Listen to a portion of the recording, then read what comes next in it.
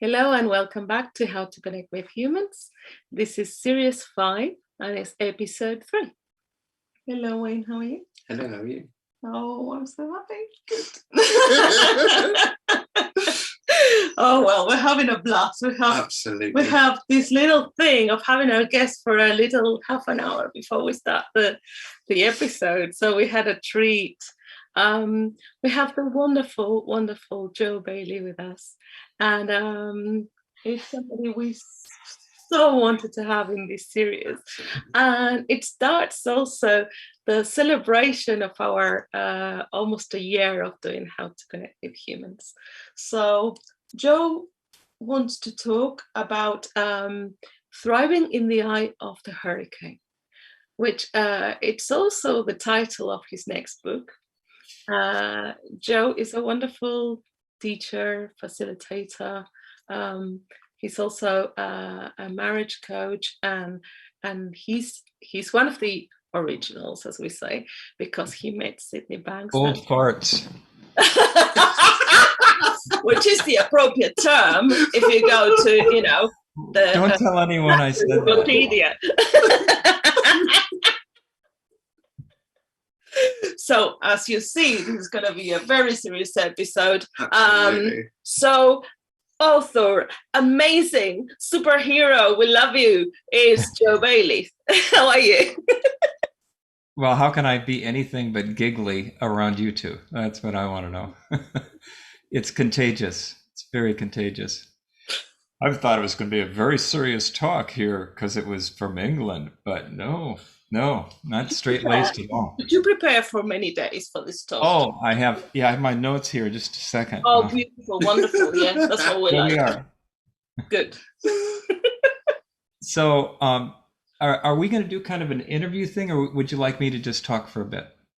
I don't know. We know that you don't find it difficult to talk. So if you want to talk, or we can ask questions. It's up to you. Yeah. Well, why don't I just chat for a bit, and then give you those of you who I know some of you, many of you actually, but those of you who don't know me, I can give you a little bit of introduction to my life, and I guess where I'll start was that back in my 20s, I was trained as a clinical psychologist, and I got into the field of psychology basically because I wanted to help people, and I wanted to alleviate suffering. That was my calling. That was what I really wanted to do.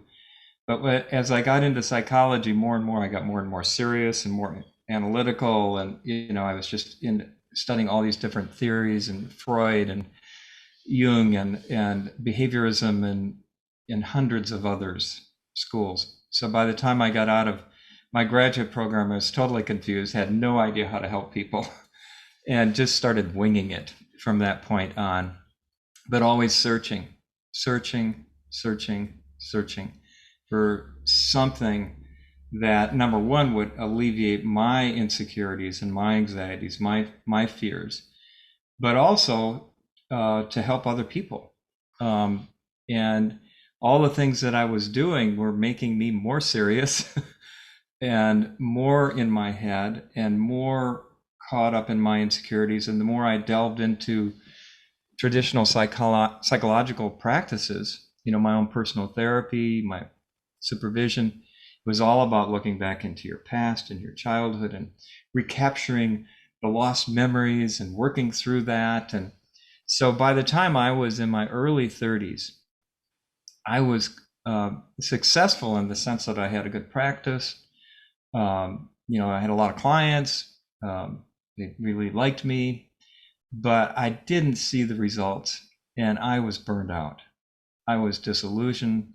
I was thinking about leaving my profession because I just didn't see people getting better. It was like a revolving door. They would work through one issue and they'd come back another month later and they'd have another issue, and they weren't really getting the principles. I wasn't really giving them anything that was sustainable, that really helped them deal with life. I was more of a problem fixer. I was like patching a leaky canoe, and then it would leak again, and I kept bailing it out. And teaching them how to bail their own canoe out. But I didn't really understand the principles. And because I didn't understand the fundamental principles of how my experience is created through this incredible spiritual power of thought, mind, and consciousness, these powers we have to create, I was just coping with the past, the present, the future, my issues, my problems. And I didn't realize it was all coming from me. It was all coming from the inside out. It wasn't coming from the outside in. And that was a paradigm shift for me. When I met Sid, I was so lucky that I got to meet Sydney Banks at age 33 and early in my career. And not only did I meet Sid, but I met my wife, Michael, the same day within 2 hours of each other. Who's a lovely person who you were entertained by a few minutes ago. And you're going to have Michael on one of your shows because she's an incredible poet and artist and extraordinary wise person.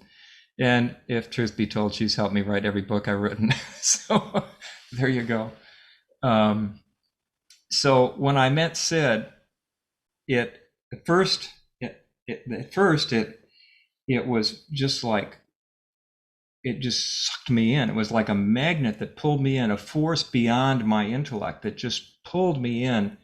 So I was like on the edge of my seat listening to everything he had to say because it was true. He was speaking truth.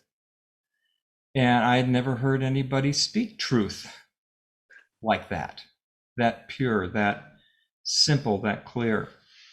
And for whatever reason, he had a lot of his attention focused on me in this small group gathering. And so I was intrigued, but the other reaction I had is I wanted to get the hell out of that room as fast as I could because it threatened my ego terribly. All the things that I had built up in my credentials and my theories and my techniques and all of those things were just getting exploded by Sydney Banks without him ever mentioning it or even knowing what I did. Everything he was saying showed me why I wasn't getting the results that I wanted to, that I hoped to have in helping people. And it also showed me why I was so stressed and so unhappy myself. It was the turning point in my life. The main turning point of my entire life was meeting Sydney. And I had no idea how to do what he had taught me or talked to us about, or I couldn't even remember what he said, much less know when I went back to my clinical practice the next week what I was ever going to tell people. And I just didn't know what to do. I tried to do the old therapy. And as I was in the middle of doing it, I would just feel horrible. This is wrong. This is not right. And then I'd have to say, wait a minute, just forget everything I just said.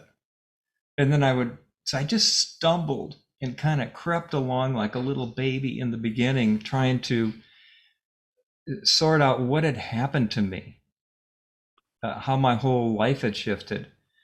And I didn't yet know how to translate that into being a therapist, being a helper, a counselor. I had no idea how to do that. But little by little, I'd just share what I was learning because my client said, you look so different. You look so much happier. What happened to you? And so I would talk a little bit about what I was seeing about my thinking being the source of my feelings and my life and my experience.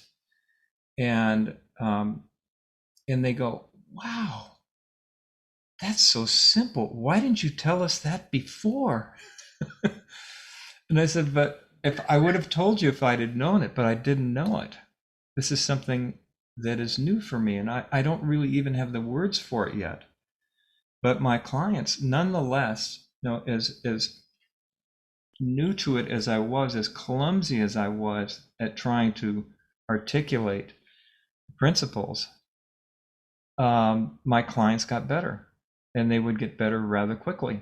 Instead of being in therapy for years, they were in therapy for a few weeks, and their marriages got better. And then they start coming back to me and saying, why don't you come and speak to my company and share what you taught me, or to the Rotary Club, or to all these different organizations. And pretty soon my practice, although it shrunk very quickly because everyone got well, then they told everybody they knew, and all of a sudden it exploded, and I had all these clients, more than I could see. And so I had to start training people. And Chris Heath was one of the first people also. She was in the same building that I was in. I shared a private practice in that building with about 40 therapists. And Chris always thought I was crazy. She thought, what's the matter? He's so happy. You're in denial. And she was a strong feminist therapist and very angry. And so, well, Roger Mills is going to come to the University of Minnesota and speak. Why don't you come hear him? And so she did. And I thought she would be the last one of all I probably invited 50 colleagues to come hear Roger. And the only one out of the 50 that heard a word was Chris Heath. Everyone else thought, well, what is this? If I do that, I'll have to throw out everything I know and everything I'm doing, and I'm not doing that. So Chris and I started at the Minneapolis Institute of Mental Health, and hired a staff and trained people and saw thousands of people. And that was kind of the beginning of my professional life, really, because I finally found a way to help people. And and not only that, my burnout and stress completely vanished because I finally found how to help people and how to help myself live the kind of life I'd always wanted to live. So, Sid would say, this is going to go out to the world. And there was only like a handful of us at that time from around the country. And now, we're just at the annual conference in London. Was it last week?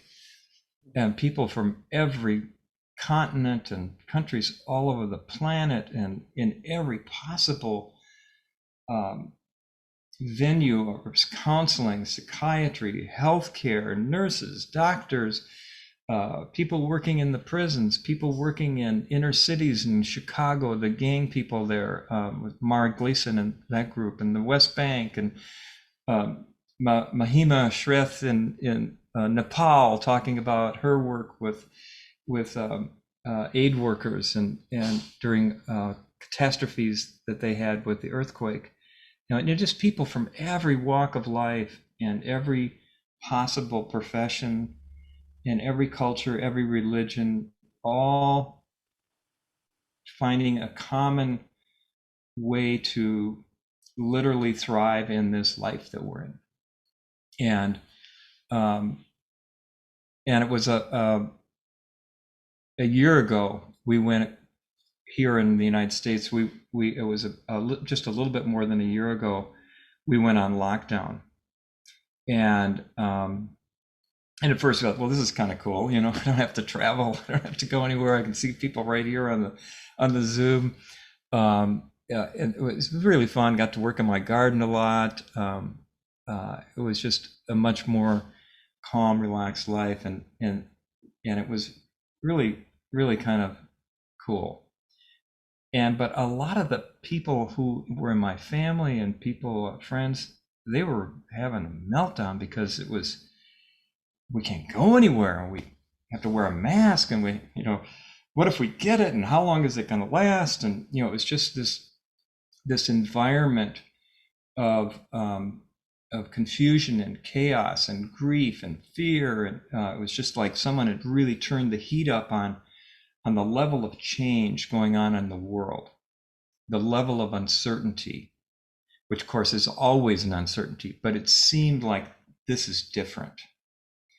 And so it was during that time, my publisher, for Fear Proof Your Life, which was the last book I wrote after 9/11, when the terrorists hit in New York City, the Twin Towers, I witnessed in the media this explosion of fear-mongering and just how people needed immunity to fear. So I wrote the book Fear Proof Your Life. Well, last spring, that book was bought out by a different publisher, and they contacted me and wanted me to get to know me and speak to their authors forum. So I was there with a lot of other self-help authors, and they were all talking about techniques and do these 3 steps in the morning when you get up, and by noon do these 4 steps, and it was all these things, and they were all really excited, and they had little tokens, and they had all these little gimmicks, and then I spoke last, and I don't even know what I said. I just talked from the heart, and the whole room got really quiet. And I thought, oh boy, because I knew everything I was saying was going completely an opposite paradigm of what had just been preceded from what I had said.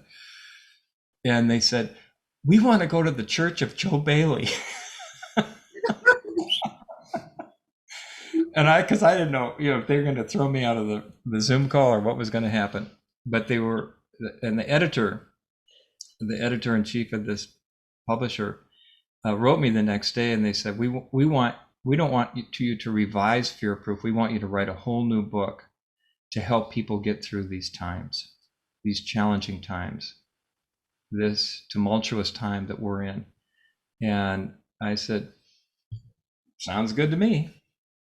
And so it kind of helped me, because I was writing a book about healthcare and burnout, and I couldn't get a publisher for that. So everything kind of melded into this book. All the stuff I had been writing came into this book, Thriving in the Eye of the Hurricane.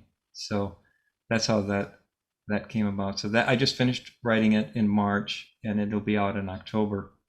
But I just had so much fun writing this, because I interviewed people. Peter's in the book. His poems in our book. Yay, Peter. And some of the other people from Beyond Recovery, and Jacqueline Hollows, and Beverly Wilson Hayes, and so many people from all over the world and all walks of life I interviewed, just to give people a picture of how it's possible to have mental health, to have peace of mind, regardless of what's going on in the world in which we live, regardless of where you are, whether you're living in prison, or your spouse just died of COVID, or you're working on a COVID ward, like Claire. I don't know if you're a nurse or what your role is, but I interviewed lots of nurses, and then I also interviewed lots of people from Mayo Clinic, physicians, and I have a chapter that's about all the research that I did at the Mayo Clinic on burnout prevention. So Mayo Clinic let me use that, thank God, the research that they did on the effects of learning the principles to prevent burnout and to be a resilient healthcare provider in these challenging times. So anyway, so that's what I've been up to the last year. I'm so grateful that I know what I know, and not that it hasn't been challenging at times for me. I have to be honest that there have been times when I think, God, I just want to get things back to normal. I want to see my friends. I want to hug people. All the normal human thoughts and emotions that we all have. But it doesn't take too long before I realize, hey, who's making that up? And it just kind of helps things to shift, and to just, you could say, accept what is, to just be with what is, and to be in the unknown, not knowing what's going to happen, and to find peace knowing that my experience isn't coming from COVID.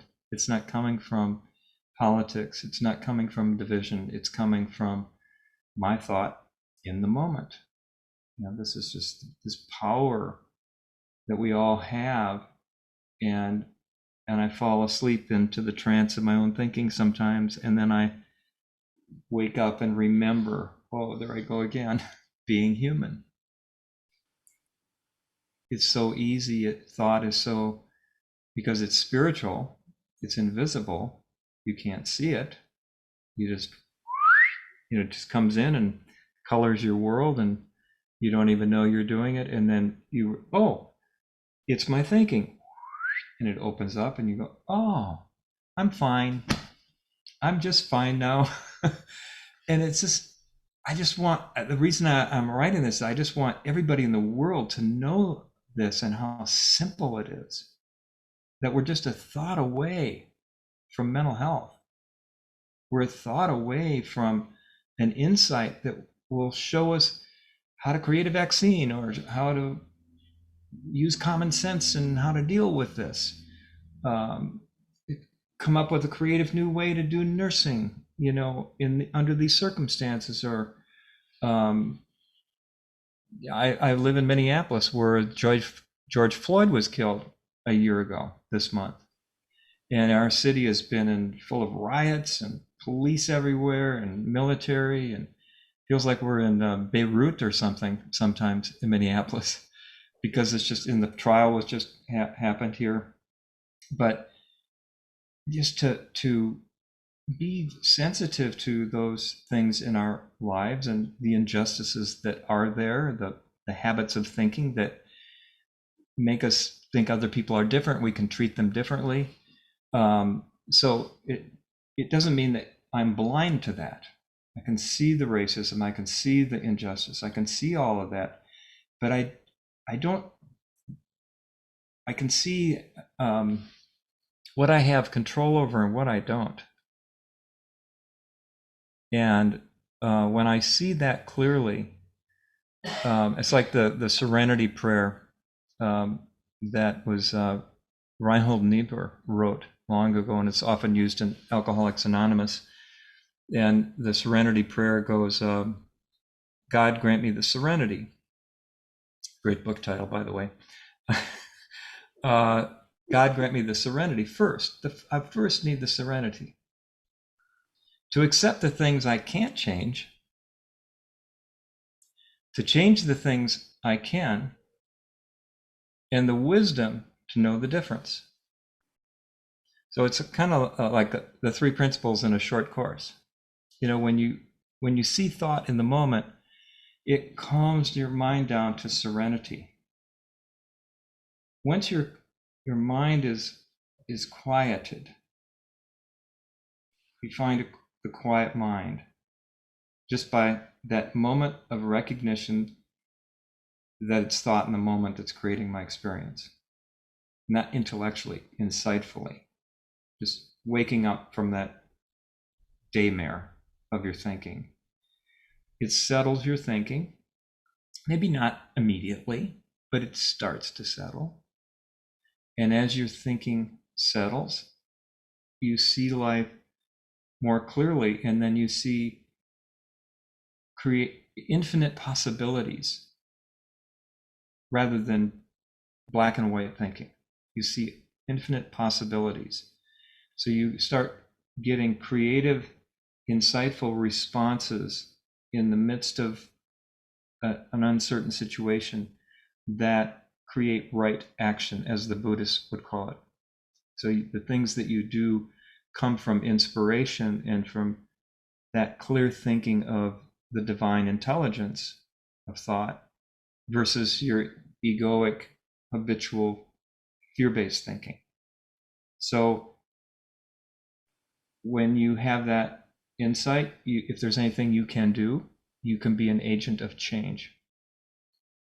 One of the stories I tell, I think it's Derek in the book, where he's driving along in his car, and he sees there's a commotion in the streets and a crowd gathering, and this person is laying on the street bleeding, and the police are there, and the guy's best friend, who was the guy's best friend who was stabbed, is just hysterical and just angry, wants to kill or get revenge, and I think it was Derek, I'm not sure, but he doesn't know what to do because he's kind of angry, he sees injustice and why is this happening, and then he gets quiet, and he has this thought comes to him to just go hug that guy, and he runs over and he gives him a big hug, and the guy who's about ready to kill someone just kind of melts and starts sobbing and crying. It was a healing moment. Do you remember who that was? It's Derek. Yeah. It was Derek. Yeah. Okay. And that's the power of when the mind is quiet through consciousness, that awareness of being in a reactive mode, and then consciousness helps us see that insightfully, calms us down, and then we're spurred to right action. So that's a really good example. A nursing example, this woman who I interviewed in Teresa in Texas, does coaching with nurses and holistic nursing. And she talked about how the principles, how helpful they are in working with people that are dying, or even people. She's an anesthesia nurse, so she works with people when they're unconscious. And she says, it doesn't matter whether they know I'm there or not. My loving presence, my comforting, the feeling I'm in with my patients, when they come out of their unconscious state, they'll often say, I would not have made it if you hadn't been there for me. Thank you so much for your support, even though they were knocked out. They could feel her, not fear. They could feel her comforting, her unconditional love. And she said, and even with people who are dying, she says, I just hold that feeling of caring, that feeling of presence with, and the principles. Without the principles, I wouldn't do that. She said, it allows my vocation of being a nurse to come to the surface, because that's why I got into it, because I care about people. And caring is the mission of a nurse, providing caring. We do a lot of other, take progress notes and give meds and write orders and all that. But the heart of nursing is caring. And without an understanding of the mind, you can't have caring. Years ago, I was hired by a hospital in Minneapolis. Their mission was because we care. And that was from 100 years ago or whatever it was. And by the time they got a hold of me, it was after I wrote Slowing Down the Speed of Life. And they had wanted me to come in there for a while, but they couldn't convince the administration to do it until they were really in a crisis. The staff was burning out. People were quitting right and left. They had all these complaints and lawsuits, and they definitely didn't have a feeling of caring. I can tell you that in the hospital. So they said, we want to hire you to shift our culture back to our original mission of caring. Can you do that? And I said, sure. And I didn't, of course, have a clue what I was going to do, but I felt confident. The principles give you confidence. And so I just started teaching them about listening from the heart, deep listening. And because that was a great way to teach the principles to healthcare providers. And because they knew, they weren't listening to each other, and they weren't listening to their patients anymore, and they were just caught up in all of the politics and the stress and overwhelm, and they lost the feeling. And so I started out with all the administrators, and they were really skeptical. They were all sitting with their arms crossed, and was this shrink going to tell us what to do? Yeah, but I just talked about the principles and listening, and I don't remember what I said, but the next day, it was a 2-day seminar. So the next day that they came back, and the CEO, who was the guy who was the accountant bean counter guy that came in and kind of made the culture terrible, because everything was all measured and how much this is costing and that's costing, and the feeling was gone. And so he came back and he said, God, I realized, I was talking to my wife last night, and I realized for the first time in years, I never listened to her. And I just listened to my wife, and she said, what happened to you? you're listening to me. And it was like this, their marriage totally changed. And he came back the next day and he was just all enthusiastic. He says, this really works. I can't believe I've had the best conversation with my wife in years. And they were all like, wow, if that guy can change, there must be something to this. And so it was nice. It happened to be the CEO, because when he changed, everybody else started listening. And then I just started working with teams of nurses and all the different roles that people were in. And Mavis Karn and I did this for 4 years. We worked with the hospital, and it completely shifted the culture in a really positive way. And they're still a very successful hospital system. And but anyway, it's the power of listening. So I'll just shut up now and open this up to conversation. Like you said, I don't have any trouble talking. I can't shut up. Ask my wife, Michael. She'll tell you. I'm curious. Is there now such a thing as the Church of Joe Bailey then, or? No, I'm afraid I haven't quite gotten there yet. I'm still working on. There's construction going on outside for the church, but. So we're gonna let people. So if you want to ask a question, you can unmute yourself and ask a question, or you can write it down on the chat, and we can read it for you. Or you can put that little yellow hand that you have on participants. It's under reactions now, isn't it? Or reactions now, because it's been updated. There's something that came to me that I wanted to ask you, Joe, because obviously this could be just old age. I'm 52 now, so but 22 years your senior, dear. So one of the things I find is that my memory is sort of getting weak in a way. Like I don't retain many details or things, or but though I started thinking, oh, this has to be like something, there's something wrong with me. Then I thought, actually, I'm starting to feel it's a gift. It's a gift of part of letting go. It's like letting go of. So I was wondering if there's something that you could talk to that, either, or you can prescribe some medication, or or if there's something that talks to you in the sense of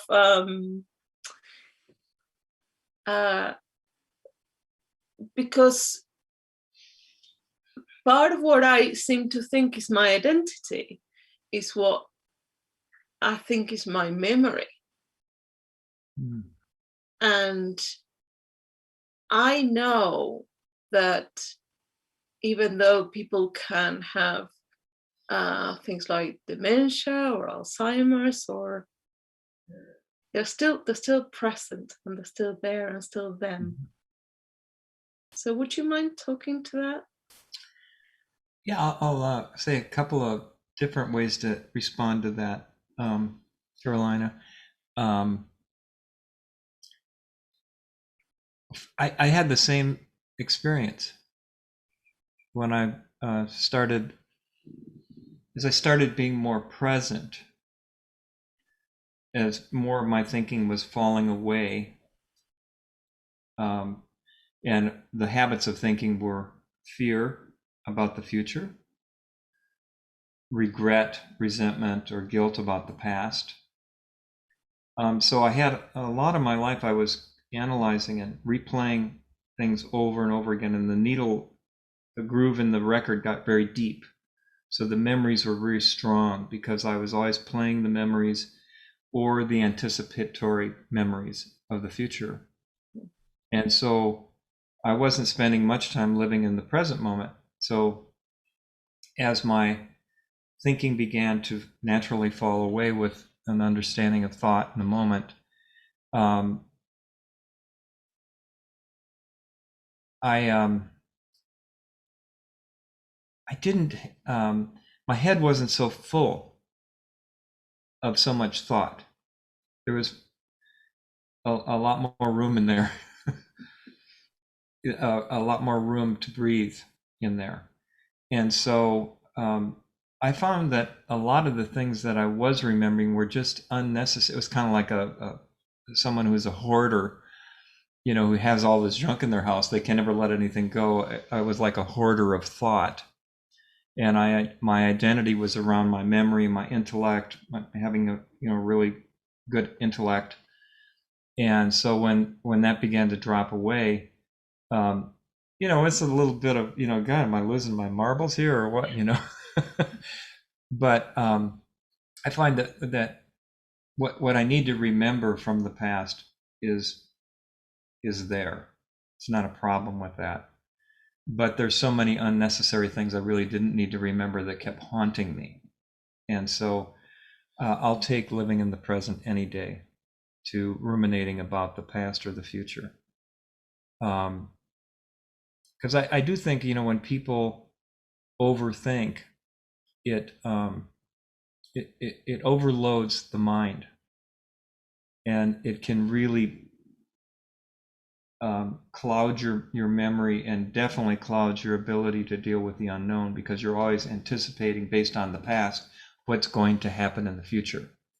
But as your mind is more clear and more present, you're a lot more comfortable. I'm a lot more comfortable with not knowing what's going to happen on this trip, or during this call, or with this client I'm seeing. I'm not so worried about that, and because I'm not worried about it, I'm able to be more responsive in the moment when I am in the moment. I don't get all jumbled up in, oh, how am I doing? Or, how's this going? Or, oh God, what if I don't know what to say to help this person? Not that I don't sometimes have, like yesterday I was working with a really difficult alcoholic who had just relapsed again over the weekend. And, I just wasn't sure how to reach someone from another country so far away. And he seemed like he needed a lot more help than, and so I kind of felt a little inadequate for a while there. But then I recognized that for what it was. And as soon as I recognized that, I said, let's look at some other possibilities that may be a little bit more appropriate for your circumstance, because you're actively drinking and having a hard time not drinking, and that he might need a more intensive program. And so when the mind is free of all the past and the imaginations of the future, our common sense and our wisdom seems to come through more clearly, to be responsive to the needs in that moment with that person at that point in time, as a helper, as a parent, as in whatever role you might be in. So it's just unbelievably helpful to understand and be aware that you're thinking. It's like, it couldn't get much simpler than that. It's like being in a nightmare and then realizing, oh, I'm having a nightmare. Waking up, oh, thank God it was a nightmare. It's so refreshing to just wake up to see that all my anxiety, all my insecurities, they're just coming from thought, and thought has no power except that which I give that thought power through my free will. Thank you. That's really beautiful and answers a lot to me. It really does. Oh, good. I forgot that you even asked the question. I just started rambling away. We have Dominic with his hand up. So Dominic, feel free to unmute yourself. Yeah, great. If you can hear me. I'm just out for a walk, which is why I had it off video. But he keeps moving around on the squares here. There you are. Oh, do I? Okay, there. Hi, Joe. How are you? Good. Uh, Nice, beautiful place you are. yeah, thank you. So I really interested in what you talked about, particularly the kind of the change in organizations and culture. Um, and I'm wondering about that distinction or learning that takes it like, so mostly I work in organizations and I work with leaders, and a lot of the work that I do is what I say is I help them to be great coaches rather than good bosses. So I try to change that sort of Nice. culture from being a boss to being a coach for people. Hmm. um, and I've experienced some of the things that you talk about where they'll leave the workshop and then they'll see this difference, like where they say, oh, I had the most incredible conversation with my kids. I've always had challenges or conflict with my teenager, and yesterday was the most amazing conversation. So their listening shifts, it begins to change. And so that on an individual basis, I see those sorts of results as they just understand some of those distinctions that we talk about in the three principles. The other, there's wisdom not only in you but in everyone else, and if you listen for it and allow for it, that wisdom will come through. And like, so some of these things that they start to see, so it's quite transformational personally. And I just wonder about culturally, like, I've done these things very large scale where I'll do every manager in an organization nationally, and they'll kind of be, and I get statistics and stuff, and we can report and demonstrate that employees feel more appreciated, managers feel more confident, leaders feel more confident about what they're doing, like that kind of thing. But I'm Yeah. just wondering if you've learned anything um, about how do you determine or notice whether the culture has shifted in some way, and I don't know how could we influence that more so that culturally the whole organization almost has a different perspective or understanding of the way they approach something, like, yeah, your example there on caring and all that. So Yeah, it's a in some ways it's a because it's an invisible thing. It's not like measuring how many widgets are created, that you can mhm, quantify it in a statistical way. But when I've worked with larger organizations, and usually not with everyone, but I try to work with the leadership because that's the most leveraged place in the organization often to begin, because if the leader changes it, that there's the tone of the meetings changes, the interactions with the boss change. So, oh wow, something's going on with the boss, and people kind of start to relax with, just like the parents in a family. The mom and dad are getting along, the kids are much more well behaved. They're not as much acting out. So, but change happens one person at a time. Um, be the change you want to see in the world, Gandhi quote. As we as facilitators find our own understanding, our own mental resilience, our mental health, we're however you show up and whatever you do, whether you're given a seminar or doing one-on-one coaching with the team or a retreat with the management group, the feeling that you come from, is the invisible serum that mhm, infects the organization. But there are ways to quantify it. Like at Mayo, they do a lot of research at Mayo, and they measure, all kinds of markers of burnout. How enthusiastic are you about your job? Blah, blah, all kinds of things like that. And so they use burnout scales, and they have all kinds of test instruments. And it was interesting because we only worked with the leadership part of the organization out of 6,000 employees, but the whole organization shifted in terms of the tone. You could feel it when you walk in the building. You could feel it, a difference in, I don't know, there's an invisible feeling in a restaurant or any business. When you walk in there, you can sense it.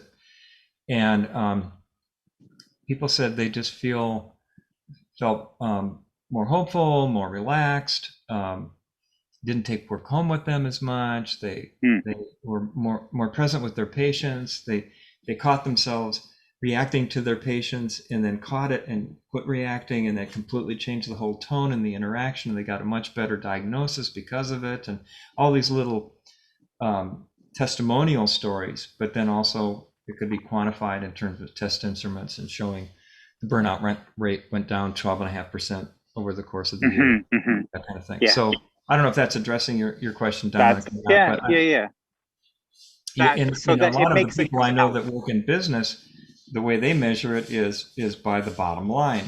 Like if they work with a business wants to grow by this amount, as people's understanding of how their mind works goes up, as they are operating from a mentally healthier state of mind, they're able to exceed their goals. They have much more creative thinking to deal with the changing marketplace because of COVID, for example. They reinvent themselves because they're not blaming each other. They're working together creatively to come up with creative solutions. So the bottom line in business is a great way to measure something they'll respect and listen to. Yeah. But they're, I'm not a researcher, so I don't do that kind of thing. Other people did that, but is that what you were asking me? Yeah, no, that's good. I'm taking away, and by the way, in business, it's actually less rigorous than in academic scenarios. It's really interesting because with businesses, they're easy to convince because they sort of don't need the rigor of the research. They use common sense and sort of say, okay, so hang on. So my employee is happy or satisfied. That means they're less likely to leave, right? So that's going to save me if I drop that, increase my retention by this much. That's going to save me.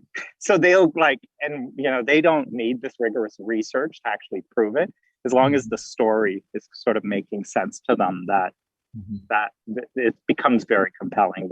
They can see how that could be of benefit. Yeah. Thank you for that. And just one thing in sort of in response to what you said around the starting at the top and going down, I had always been doing that, work with the leadership team, work with the top of the organization, and came across this one client where they weren't fighting, like they just weren't interested, like they don't need this. They're all good, right?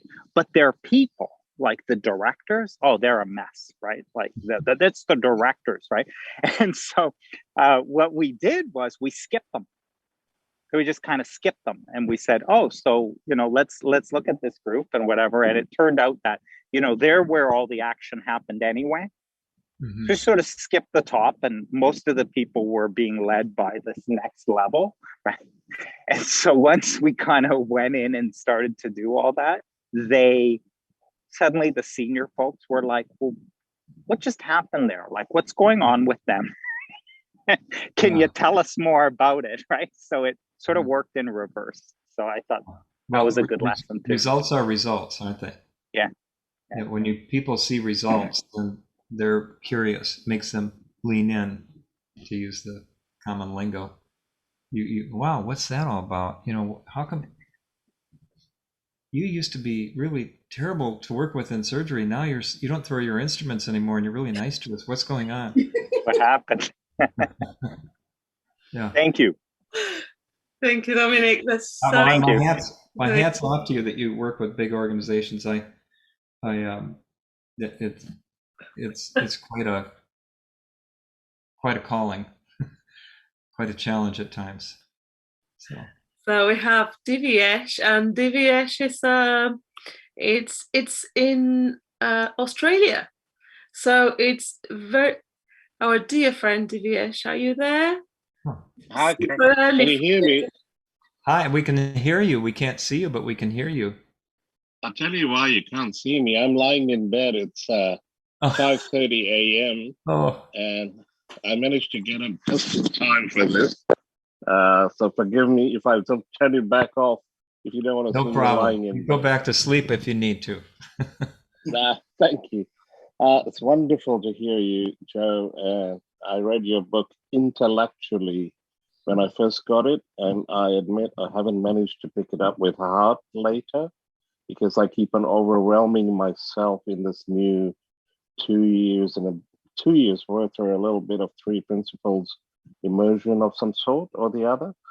But the more I the more I hear, the more I feel, because I've numbed myself to all feeling, is I see a calling to read your lovely book. It made sense intellectually, but it never got through to me deeper than that because I was coming at it from my usual habitual default position of intellectual defense, which I've lived through with all my life, right since I was a little boy.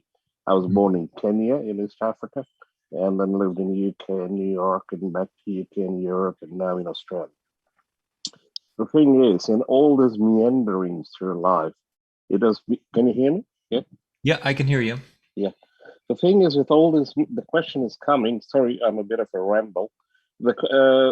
In all these meanderings through life, I've led a defensive, self-centered, fear, obsessive, compulsive, overthinking, intellectualized, ruminating, worrying, laden life. A life of doing many things in the business world before, in my previous life, in my family business and all that. But at some point, I just couldn't take it. It was living a lie to myself, a lie of living everybody else's expectations, total all that. But here we are, and been going on a self, as a lot of us might start out, self improvement or self searching and spiritual, emotional, um, mental, all the searching. So what the hell is wrong with me, and what is this, and why can't I find my purpose?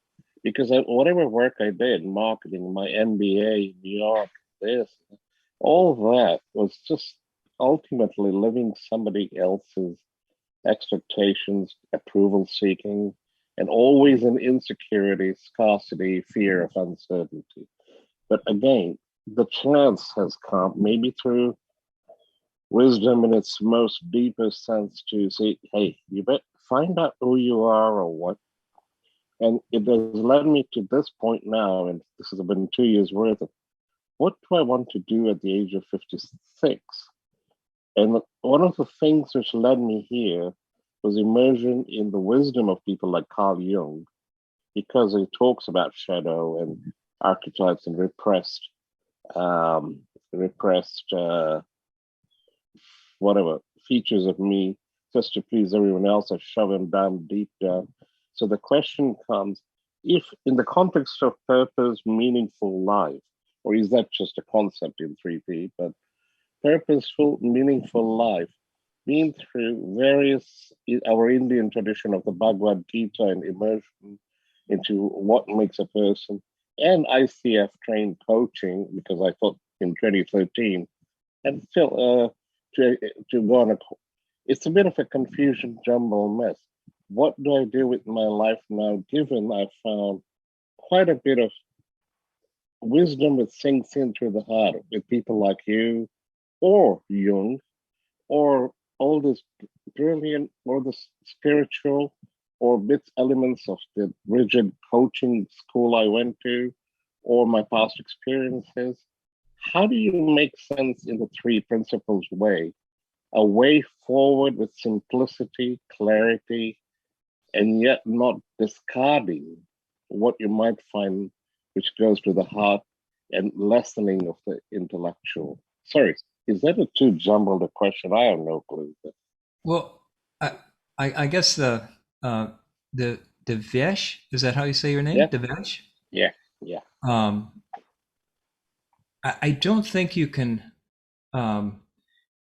You remind me a little bit of myself when I first met Sid, because I had a really strong intellect too. I was always rewarded for my intellect, through school and graduate school and, on and on. And so I always thought if I could figure it out, that was the way to understanding. And I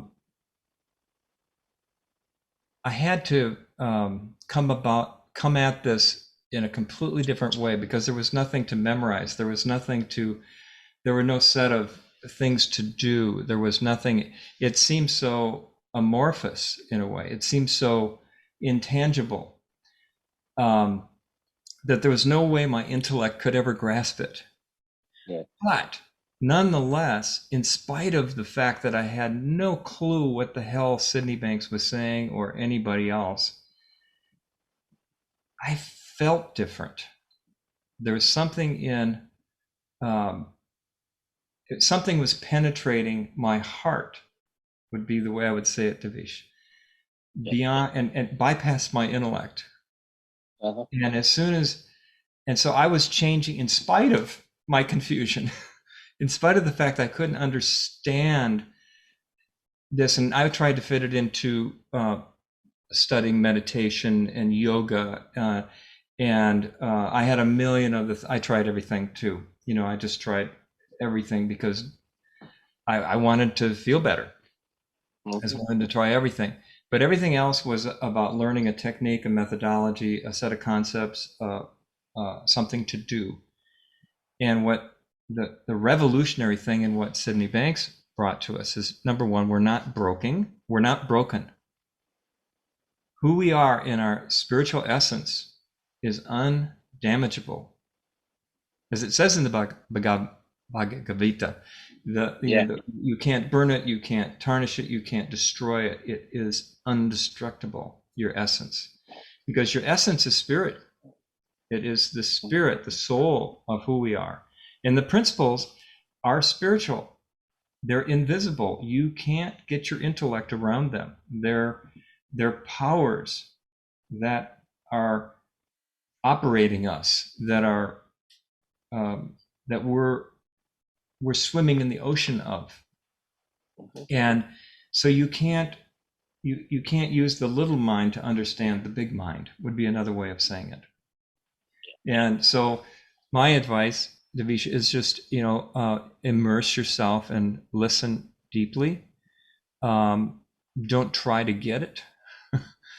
Don't try to understand it, because you can't understand it with the intellect.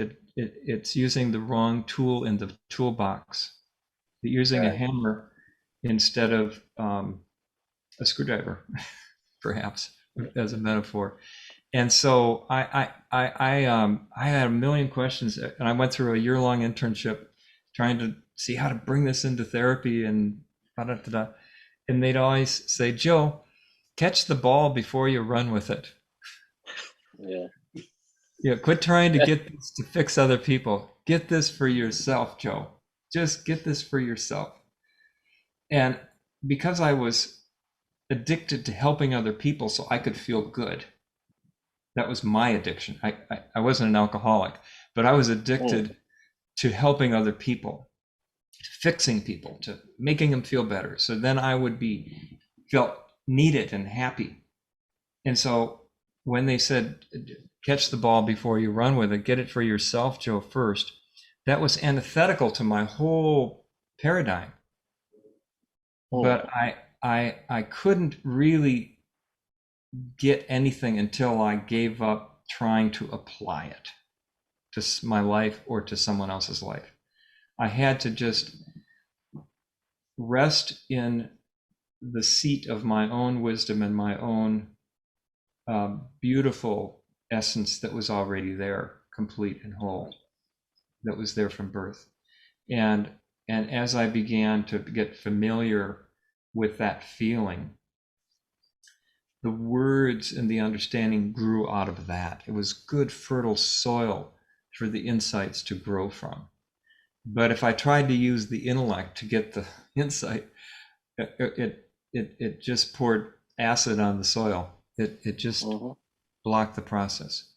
So I don't know if I'm responding in a way that's helpful to you or not, but that's what I think that's a big trap for those of us in the school of the overly educated.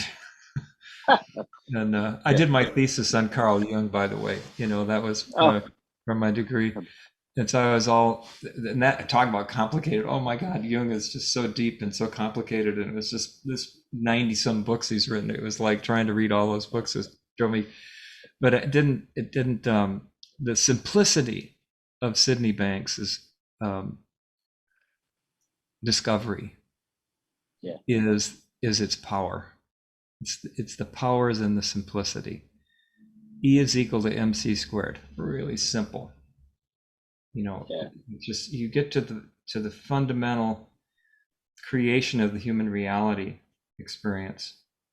That solves all the problems without solving each problem individually.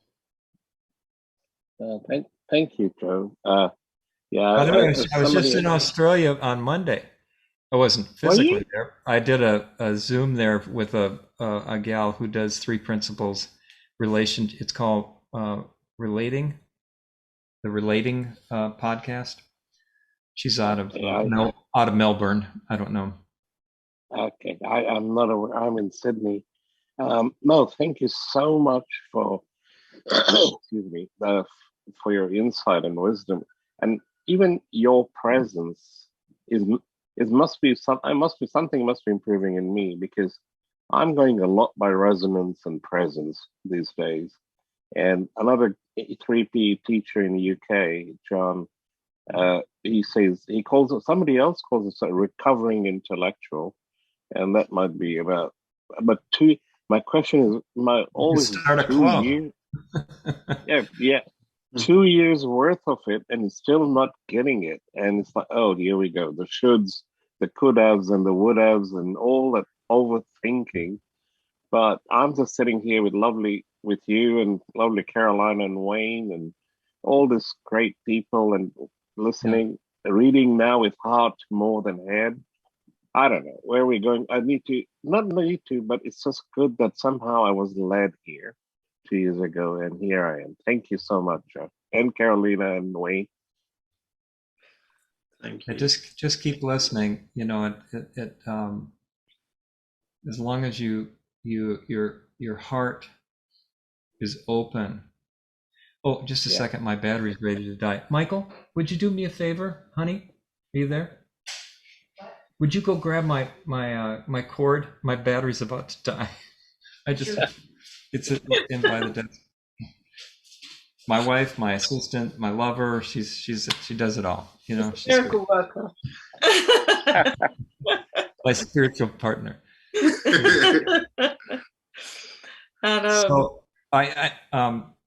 So any other? How are we doing on time? Are we okay? We're great. As we say, we can do a marathon if you want to. But Divyesh, so much love for you, and thank you so much for being here. Like, we really love you. And when you were asking the question, I find myself so many times in that place, and before we can hear something, and I'm resisting, what it came to mind, it's like, when you wash the clothes and it goes into that final spin, and it's like, and it's like, and it's like, I can't make sense of this, and I just have to wait, because after that it's just like, ooh. Yeah, confidence indeed. Thank you. So it's just the final spin. That's it. Carolina, she's like a cat that sits on your lap and purrs, but she giggles. She giggles you way to happiness. She does. Oh. She does. I remember when, for me, it was when Carolina was doing her training to become a practitioner. and I used to pick her up from the station when she was coming back from London. And I remember it was just kind of, for me, I just wasn't hearing anything. It was just kind of the resistance you were saying, Joe. And for me, it was, okay, when is she going to stop talking so I can kind of ask her how, you know, how she can kind of ask me how my day went and everything like that. And then at some point for me, it was just kind of, okay, there's something in this. And then my resistance to it, the more she was talking, and I still don't even remember what she was saying, but the resistance to it just became less and less. Thanks. And I can't do that. and it was that. And I saw that again last week when, after the conference, I kind of was just sitting here on my own. Carolina had left. And I was just kind of going, okay, what now? And it kind of made me a little bit kind of like, oh, okay, I don't really like this feeling. But then after a while, I was just kind of like, okay, it didn't last long. Whereas before, I'd make up a whole story about it. And then this time it was just like, okay, it's fine. Whatever comes next, comes next. That's great. It was the kind of not fighting anything anymore and kind of not expecting anything. It's like a little baby, you know, that has a nightmare, or a young child, and it wakes them up and they're screaming in the night. As a good parent, you don't ask them, well, tell me about your dream. What was your dream about? And you don't analyze the dream. You just hold the child and just rock them and, you know, just pat them. And it's just a dream, just a nightmare. You're okay now. Mom and Dad are here. It's all good. And it's almost like when we do that with ourselves, we just, instead of trying to figure out why we're so miserable, or, you know, it's just to accept ourselves where we are, you know, accept that we're human and that we have feelings and that we react and we get caught up, just like, you know, I do every day. From time to time, I still get caught up in my old habits of thinking. Yeah. They just don't last as long. They're not as intense. Mm-hmm. I see them more quickly. But the biological computer of the brain is still there. It might be a little rusty, you know, but it's still there. And so I still have some habits, and especially with my mate, you know, people that we're closest to, we tend to fall into those habits most often. And so we have to just recognize that and forgive ourselves and accept that we're human. Yeah. Hi, Ron Kingbird. I haven't seen you in a very long time. Good to see your face. So I would like to make a comment. Hi, I bet. Hi, Ron. How you doing? Very good. I'd like to make a quick comment, if I could. Yes, of course you can. It's so nice to hear. For the other members here, and Carolina and Wayne, Joe was and Mavis were the first ones that exposed me to the three principles, and back then they called it health realization. But I wanted to say to Joe, I wanted to say thank you again for that training. But so much has opened up for me throughout the years, and I just wanted to share about like acceptance of the wisdom coming in. And for Joe's, I don't know Joe's information. I don't know if Joe heard me talk this, tell him that about what happened to me during his training. I had a similar experience in the 5th or 6th month. It was a 9-month training with Joe and Mavis. And about the 5th or 6th month is when I had a epiphany similar to Sydney Banks. I remember leaving that training that month, going on Highway 94 and everything, just a buzz. I was like I was in a tunnel. And I recalled, fast forward, watching Sydney Banks' video when he had his epiphany. His wife and were, and he was talking, he said, because I knew what he talked about, he knew God or whatever, he knew what was going on totally. He said, I knew what they were thinking. And so he said he had to tone down what he was saying, but that what he said was, I know what they were thinking. And I don't know if Joe, if you've experienced this, but when I'm doing one-to-ones or with a group, it's like information kind of flows.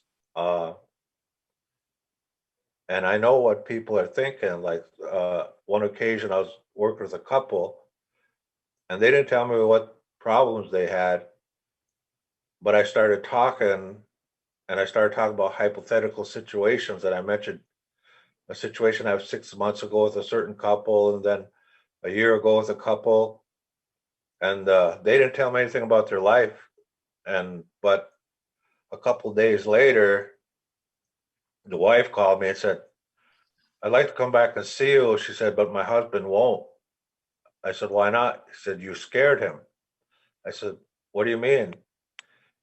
He wants to know, how did you know about that incident that happened between us 6 months ago, or that other incident that happened a year ago, or whatever it was? There was three or four occasions I talked about, but I knew I was saying exactly what had happened in their relationship without them telling me. And I just wanted to share with Joe that more of that happens. And I appreciate Joe for initial training on that, but you have to accept that wisdom isn't just confined to the known, that wisdom will just enter, tap in about not just you, but everything. Like Sydney Banks said, the wisdom's inside. My mentor, Jimmy Jackson, said all the knowledge of the universe is inside. And as I get older, I'm starting to understand more and more. It doesn't happen all the time, but more and more is happening. And I guess you got to accept that you will see things, you will know things, and accept that you're like a hollow bone for information and you just watch it. Like Joe was saying, try not to figure it out intellectually, just accept it. That you have the potential, just like Sydney Banks did too. Every one of us have that potential when we quiet our minds to tap into the previously known or the yet unknown even, and perhaps even things that you didn't know, like I didn't know that couple had that situation, but it was just information about these circumstances just kind of flew and it came out here. The husband never did come back, but the wife did. But they resolved their situation. I think it scared him so much that he heard the parts that I told him. But I just wanted to make that comment to Joe, and I just appreciate him, and I appreciate learning the three principles. And I just say to the audience here that's listening, accept that no one, like Sydney Banks says, no one's above anybody else. No one's more wise, or because we're all connected to the source, and just accept that and believe it, and just watch it happen. That's all. Thank you, Ron. Good to hear your voice. Likewise. Yeah, thank you. Yeah, I think that when I give a talk, like at the conference last week, I gave a talk, and before I knew the principles, I would always really like over prepare and worry and lots of notes and all research and all of that. And now it's like, Michael, just a second. I just realized that I don't think did you turn? Oh, it just wasn't quite plugged in. Okay, now it is. Okay. I was going to lose all of you in a minute. All of a sudden I realized I was disconnected from the source. This fits into what you were saying, Ron. I wasn't connected to the source. The source. You were all about to disappear.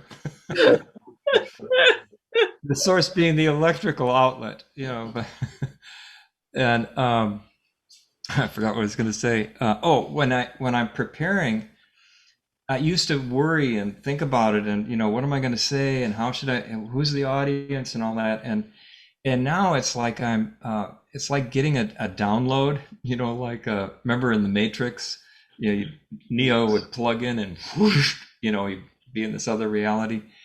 It's like things will start coming to me in my dreams. Things will just seem to come in out of nowhere, and I just feel like I'm being helped by all of this wisdom, this universal intelligence, that when I get to the talk, I was like, wow, I don't have to prepare. This is so cool. I don't have to prepare anymore. It's just that this wisdom is there in all of us. We're all plugged in, hopefully when my computer was, to that universal source. And it's the same source that's in everyone. So that's why, Ron, those coincidences, that how did you know about that? Because you're plugged into the universal mind. You're connected to that. So you're just intuitive more. You sense things. You have more sensitivity with all your senses, including intuition. You listen better in the auditory ear, but you also listen with your heart more. So you like, I don't have to prepare for talks ever. It happens. I don't have to think about it, other than what to call it. That's about it. And it's such a if I'm not speaking from mind, I'm speaking from my personal mind, I'm gonna not connect. But when I'm just being myself and just showing up and trusting that whatever comes to my mouth is fine, it just is so effortless. And I used to have public speaking phobia. The only course I flunked in college was public speaking, because I would get terrified. And my understanding of the principles just totally cured that fear. But yeah, we're all connected to the same oneness. And so in a way, it's like we could tune into each other, whether it's our client we're working with, or our mate, or an animal. Even with the animal world, we can communicate, when we listen deeply enough. It's a beautiful thing. Thank you, Ron. We love you. Thank you for being here. Yeah, that was that oneness, and that also helps us to know that what we're working with too, they're tapped into the oneness, and you can know if they don't know they're okay, but that helps. It helps to see their innocence, but it helps to know that they're really okay, even though they may not know it. They are, because that's where your safety lies, of knowing you are part of that oneness that's eternal. So there's a part about you that's always okay, no matter what you see and what you've done, where you've been. That's huge. That's where it lies right there, just the knowing. Mm-hmm. Thanks again. I'll unmute now. It's okay. We have Pete that's been waiting so patiently, and we love you, Pete. Would you like to mute yourself? Hi guys. Hi Joe. Great to see you again. Hi Pete. I just got blown away by that conversation, because public speaking terrifies me, as you know. I'm trying to work on it. I'll get there. One side. You're not public speaking right now, so just amongst friends. I was just intrigued, really going back to what your story about the hospital, when you was working in the hospital. Do they still practice teaching in the hospital in the 3Ps to new members of staff on that? You know, it's been many, many decades since I had contact with them, so I don't really know. But you know, what I've found in working with other organizations, Pete, is that even though they might not be formally teaching the principles pass through osmosis in a way. It's through a feeling. And so even though the program might have gone away, the impact can keep up. You know, just in calling I haven't worked with Mayo Clinic for probably 4 years now, but I contacted them to get their permission to use their story in the new book. And it was just delightful to listen to them talk about how much it's helping them continually in their families and at work, and that how valuable that was, that they learned about the principles. And so I think that truth has a life of its own, and it just ripples out. And there's the formal training, and then there's the ripple training. That's the real training, the real education. Yeah, thanks for that, Joe. But I did wonder if it was the ripple effect more than anything. So thanks for that. Yeah, I that's my experience. You know, now you know things can change. Management philosophies can come in, and you know people can new administrations and that kind of thing. But those people who were there, they keep passing it on. So this is bigger than any organization like 3PG or anything, or any formalized 3 principles organization. The cat's out of the bag. You know, I just think Marty and Amber, you guys have been around Sid forever, and the others here known him. You know, this is once truth gets out, you can't stop it. Sid would always say that you can't stop it once it's out. Just it has a life of its own. It's like a virus, only a really positive virus. And truth is the vaccination for mental illness. It's the vaccination for stress. It's the vaccination for war and violence and conflict and racism and poverty and all of it. It's you inoculate the population with truth, and it affects everything. That's why this doesn't just go out in the field of psychology. It's gone out in every field: business, education, medicine, coaching, police work. The police stories, it's unbelievable. Social work. Just watching the conference last week, it just blew my mind listening to the miracles that are happening everywhere. It's just boggles the mind. Truly boggles the mind. And Sid said that to his wife, Barb, right after his experience. She thought he was crazy, of course, because she didn't have any context for it. She just knew the old Sid. But he said, do you realize, Barb, this will change psychology and psychiatry, and it'll go out all over the world and will completely change everything.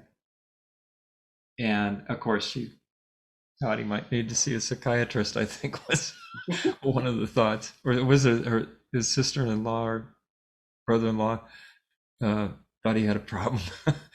But he just saw it. You know, he just saw that way before any of us, way before there was any evidence, way before there was any results. And that's the power of an insight, and especially an enlightenment insight. That's like the Lollapalooza.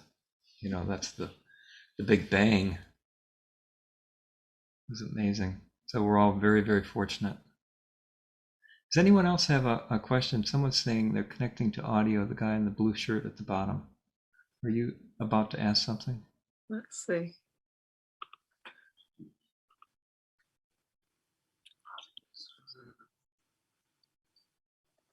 Oh, it's a Yale. Yale. Yale. Abramson. Yeah.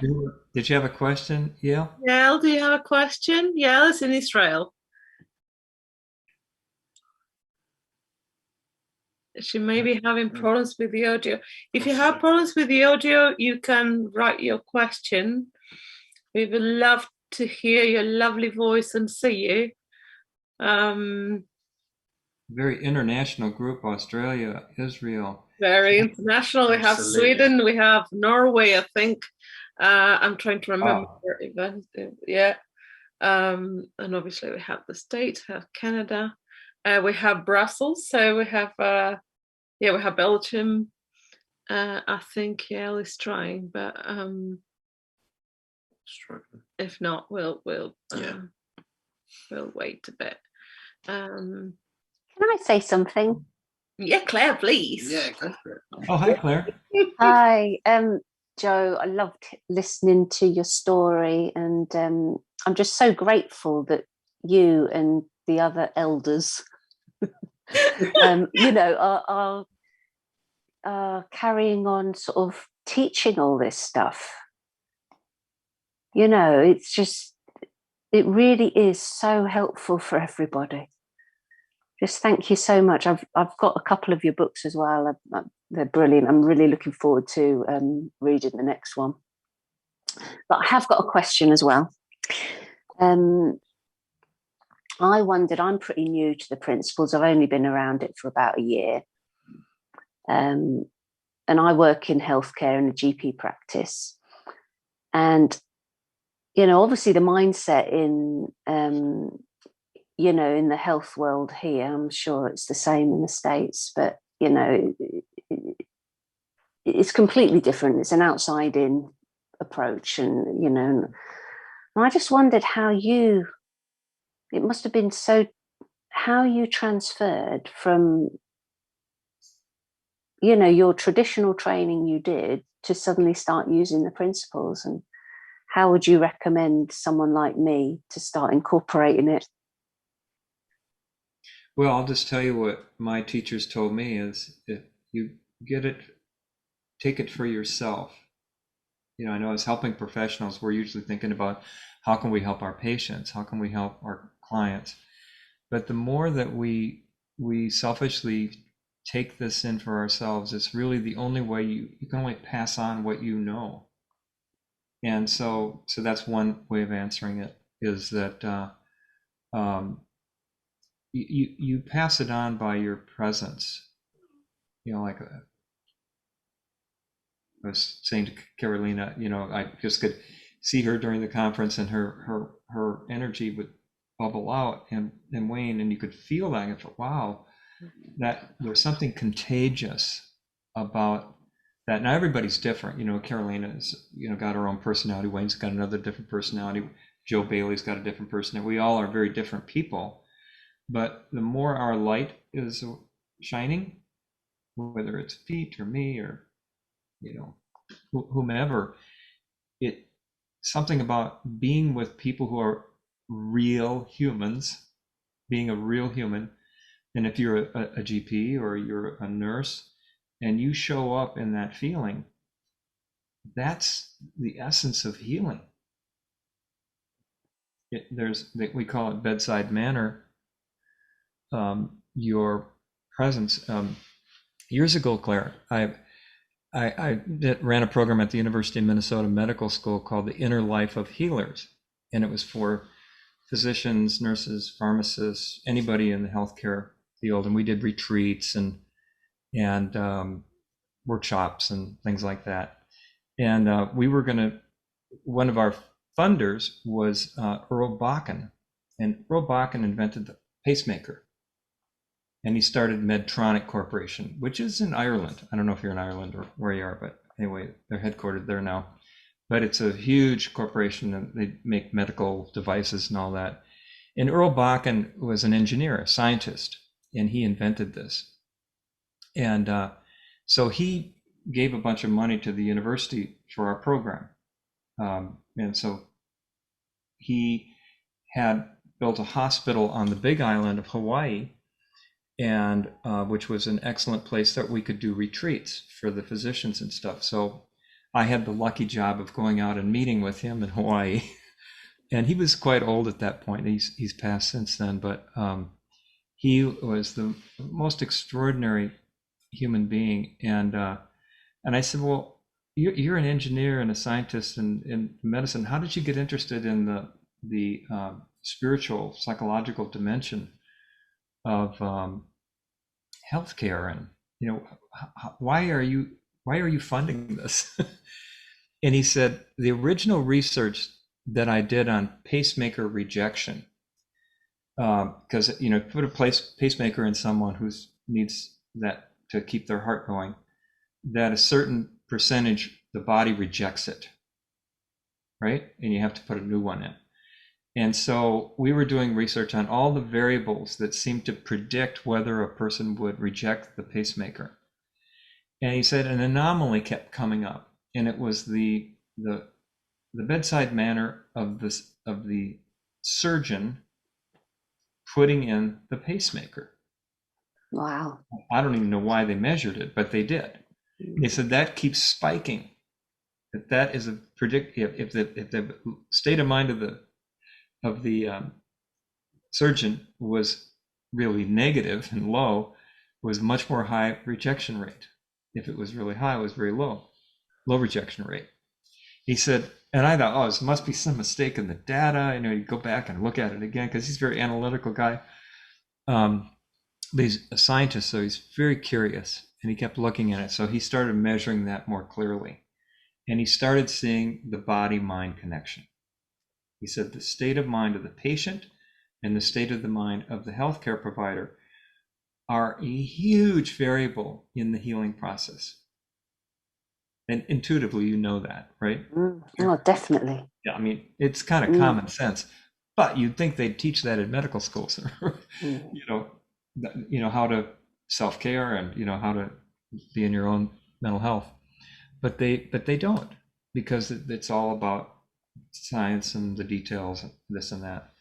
But I thought that was really interesting, and he said that's why I found this program, because I don't know what it is, but I know there's a connection there. And that healthcare providers, we have to take care of them. They have to have their own mental health in order to do the work they do. And so that's why he was funding our program. And what a delightful human being, just an amazing. Fantastic. Yeah. I've met some really interesting people along the way.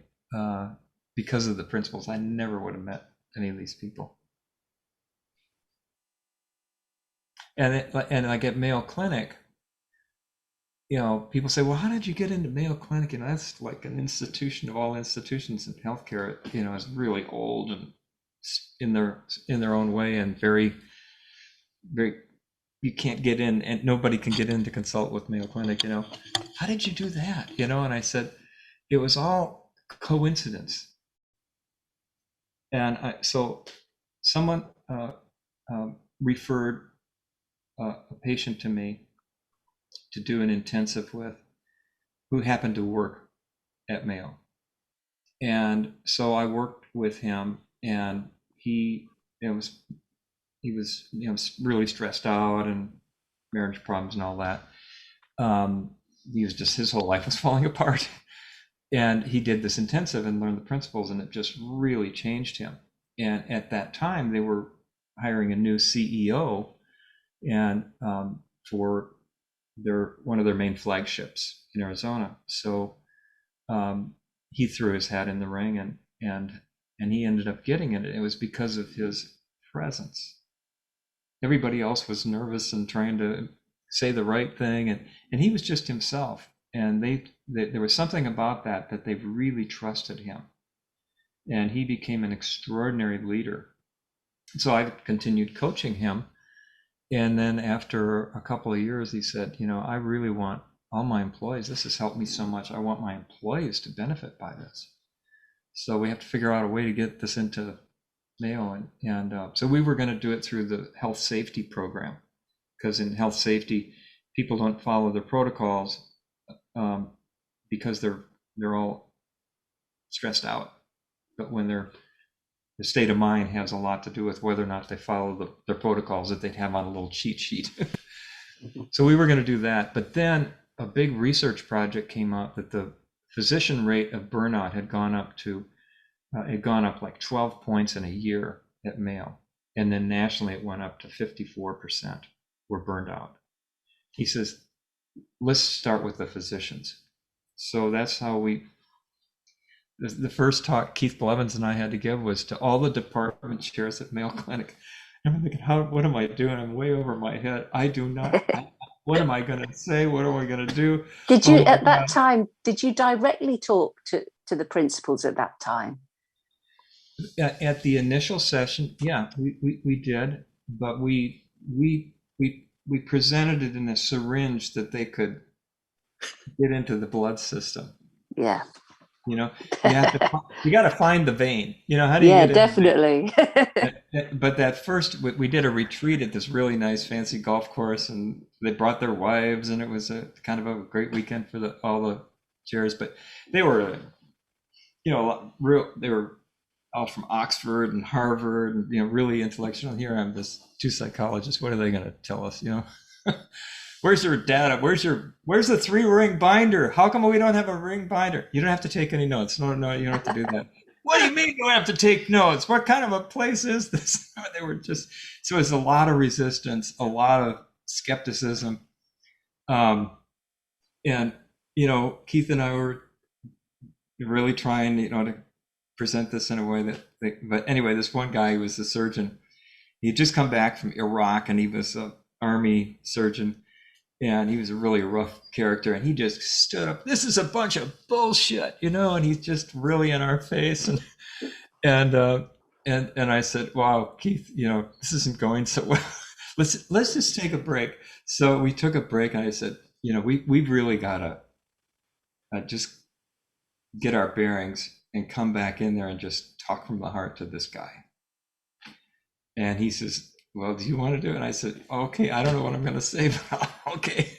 So I just walked right up to the guy, and I just started talking to him, and I don't even remember what I said. But then everybody else stood, "Hey, Tony, just let him talk. We want to hear what he has to say. You pipe down or leave." So they all kind of, they took care of the problem. Tony never really did quite turn around, but there was enough. There were maybe 25 department chairs there. Out of that, maybe 10 of them really got impacted. And which wasn't too bad, because then they started seeing change in their teams, in their employees. So they started sending people to the next training for their staffs. And so it was all by word of mouth, and it just gradually just kind of rippled out through the organization.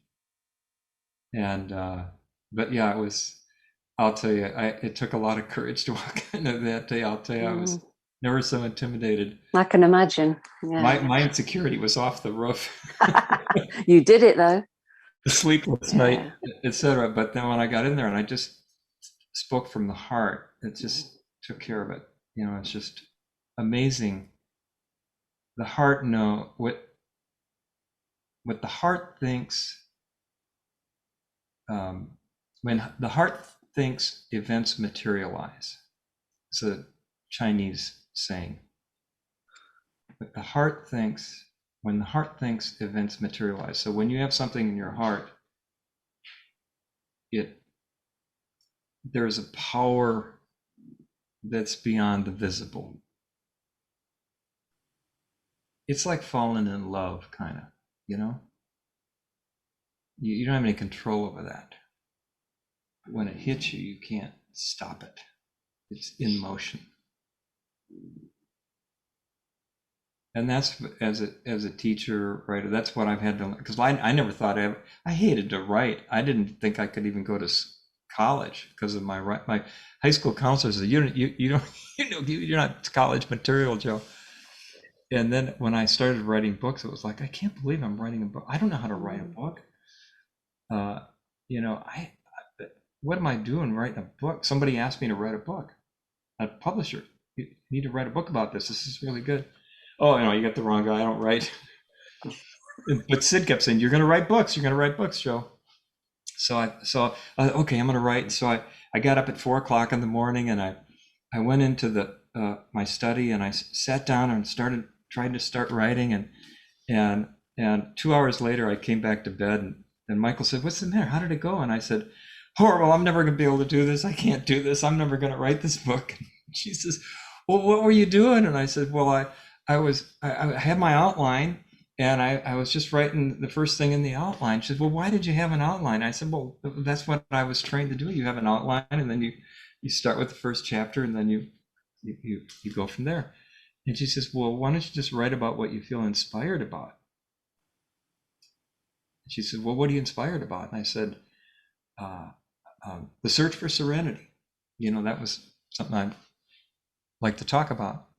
She said, well, just go write that. Well, so I went in the other room and I wrote 15 pages like that.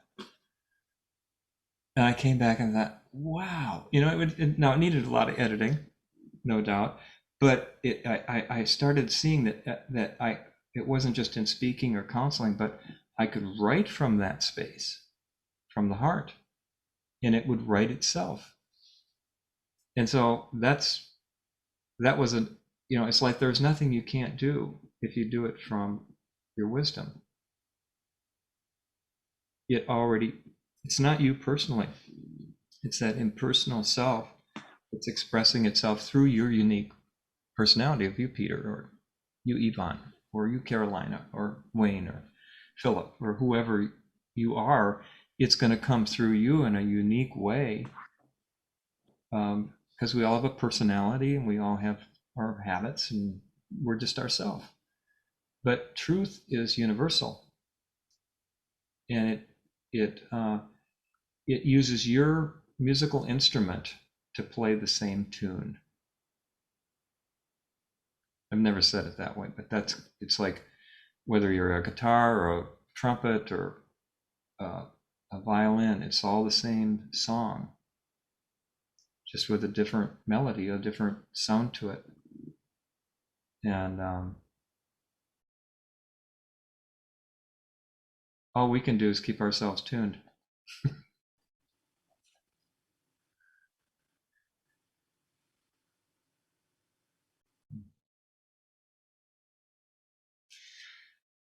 How are we doing on time here? Oh, yeah. Well, I had a client 20 minutes ago, but I don't. Michael? No, you don't. No, I don't. Okay, never mind. He canceled. He got fed up waiting. The universe took care of the client.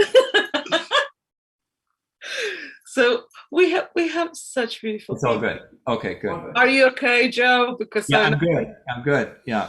Yeah, that's not happening. It got canceled. Okay, great. Michael's also a secretary, receptionist. That is not true. Okay. Here comes the truth. Oh, now I'm in trouble. You're going to see him. Okay, come here. No, she's really not. I was just kidding. I didn't mean that. Oh, hey, Pete. I'm sure it was somebody else, but hi, Pete. No the secretarial two poets, skills. they've been poeting with each other. You should have Pete on to read. Well, I'll let you guys get back to it. Good to see you. And I am not a secretary. No, definitely. We had Pete. We actually, Pete, can I say this? Pete is going to kill me now. So we were going to have Pete in one of the episodes, and then Pete was like, I'm not so sure. And then at the end we decided, well, okay, what about bringing the guys? And so because we had everybody from Beyond Recovery so far, and then we love Pete, we love you, Pete, and then he was like, okay, the guys are coming in, I'm coming in. So how the guys together? I'll come on the next one. Okay, and it's fine. You want to come in, you come in. You don't want to come in, you don't come in. Or you come in with Joe, or you come in with Michael. You and Michael can do it. Yeah. Though we have to ask Michael, because Michael we have one with Michael, and we have Michael and Pete.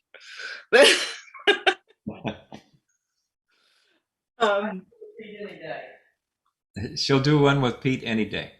Any day. There you go, Lovely. Pete. Look. That would be beautiful. Let's set it up. There you go. So you see, Brilliant. it's like it was downloading. I've finished downloading now, so I'll be honest. Tonight's conversation has really opened up my eyes to the way I present or will present. So thanks a lot, Joe. Thanks everyone. I've had quite a lot of insights tonight. Love you all. Michael has something to say here to you, Pete. Oh, I'm such an interrupter because I'm not very professional. I just say what I think. This is a really professional group. You better watch it with You them. watch it. Yeah. Anyway, Pete's my pen pal. I would present with Pete any day, but he has to leave. He's got it together. That's a deal. All right. Definitely. Well, you guys take care. I'm in there listening from the side and catching up on my stuff. Take care. Have fun. You too.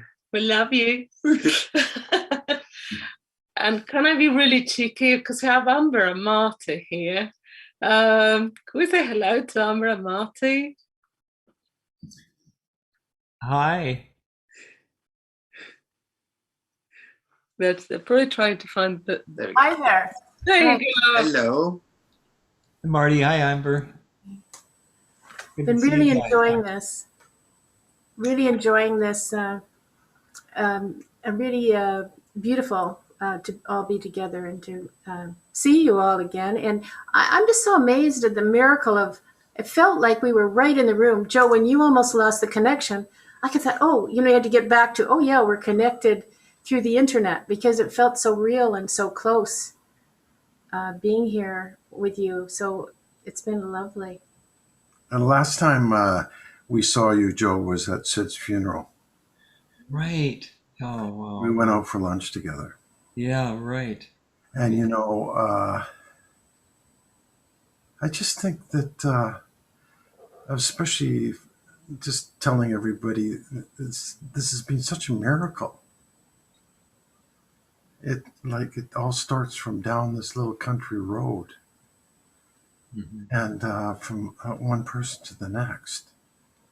And it's a country road and out in the forest and everything. And then it spreads out into what it is today. It's an unbelievable story, but it happened. So I'm just like a witness to it. I feel so grateful for that. And all the wisdom that's being shared, and it seems to be increasing, the perception of it. So that itself is, and I see it, and different people come on, and all of a sudden they're showing me a space that is wonderful. And that's how it spreads, of this sharing, and just like Joe was describing, it comes from the heart, the inside world, not the head. As Sid used to say, don't try to figure this out. Yeah. You'll never do it. You'll never, ever, ever do it. And some of the other funny classic sayings of Sid were, don't listen to my words. That was another one. There's so many like that. This is such a practical expression of the truth that it just open a bit. It's a wonderful thing. I'm very grateful for the call. As Cheryl said, for a moment there, I just thought we're all in the same room together, like physically in the same living room. Or at least in the same space. In the same space. And thank you for sharing, Joe. It's great to see. I really wanted to come on the call just to, I really wanted to see you. I hadn't seen you in so long. Yeah, that Sid's funeral was that was such a remarkable experience. God, there's so many people there, and the bagpipes. Remember the bagpipes? Oh, I do. And apparently he didn't like bagpipes very much. Apparently he didn't. But we all loved them. Yeah. Yeah. Well, he didn't have anything to say about it that day. So yeah. And then the way all the speakers came up and they all started talking, and each one, and all of a sudden a tear started to flow. Yeah. You know, like, it was like impacting them in such a deep way. Hmm. You know, like it was. Yeah, we should thank her. Anyways, thank you so much, everybody. Really appreciate that. Great to see you guys. Yeah, me too. Lots of love. I'm really moved of having you here. Absolutely. We really are. And I don't know whether you would like to come on one of our episodes and talk about your experience. It would be absolutely lovely. As you can see, this is pretty much as what we can see on your pictures, just like being in the living room and, you know, just it's just friends having a chat, or whoever wants to come around and listen and share. So that's exactly the same feeling we have from you. So thank you so much. Oh, we can't hear you. Shall we connect later? And we'll connect later. Yes, And yes. we'll just let Joe continue with this. Thank you. Thank you so much. Well, I do want to mention I'm gonna be starting to do a podcast where I'm going to interview all the people that are in the book, but not necessarily just the people in the book, but just to so that's going to start May 18th with Beverly Wilson Hayes, who was one of the keynote plenary speakers at the conference, and Beverly's just a dear friend, an amazing human being, and really speaks with so much love and so much heart and so much power. She spoke about the power of love, and man, she demonstrated the power of love at the conference. It was amazing. So, but I'll be interviewing lots of people and talking, a bit about what the book is about, just to get the word out about it. So you're all welcome. It's free. There's no charge for it. You just go to my website and find out about it if you're interested. JoeBaileyAndAssociates.com. It's my website. Brilliant. Joe, you've been so generous.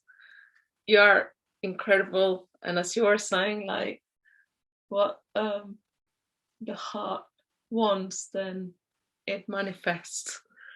We have you in our Heart thinks, events the heart materialize. things. Events materialize. Yeah. So we Yeah, it's an old Chinese master saying. What were you going to say? know that we have you in our hearts. Absolutely. Absolutely. And I'm so moved. It's those silly things that you think, well, how are we going to contact Joe Bailey, But and then to how wonderful you are. Wayne sent an email and he was straight back saying, yes, of course, I would love to. And that's all it took. So thank you so much. Thank you so much. Thank you for the opportunity. It's been incredible. We feel really moved. And so thank you everybody for being here. We're going to see you next week.